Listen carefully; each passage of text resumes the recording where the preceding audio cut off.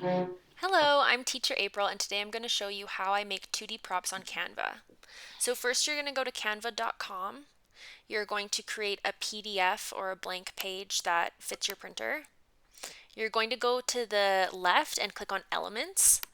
And then, for example, let's say you want to make a reward system for your classrooms using airplanes. I actually recently did this. So you're going to click on all of these airplanes. Make sure that they say that they're free. This is how you can change the color. You just go up to the top left.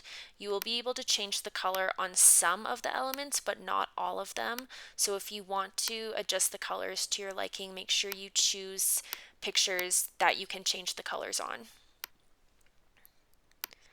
Just going to add some more airplanes just to show you. This is how you can make them bigger or smaller. So you can change their size as well as their color.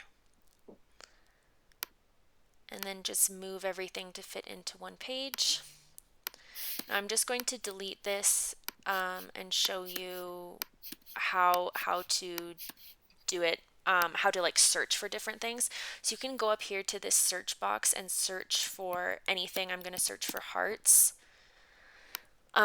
Then go to these dots and lines and click on static and free. You don't want to do pro because you'll have to pay for those, but these ones are images you can use for free legally, so I like to use these ones rather than buying stuff online if I don't need to. And then here you can do, this is another idea I had, was using the same heart but just changing the color of it over and over again.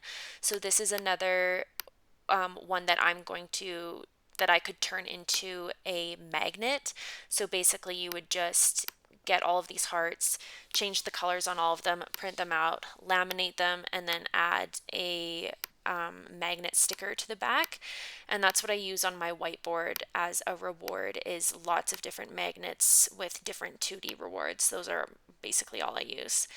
Then you're going to go and print it using the little download button, because otherwise you'll have to pay to print.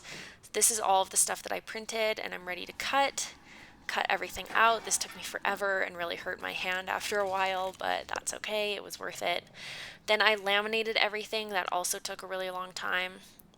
And then you're going to want to cut out the laminated items and then put magnet stickers on the back of the ones that you want to use as magnets and keep the rest as they are. These are what my favorite new magnets look like. They're cute little rainbows. Hope you liked this. Enjoy!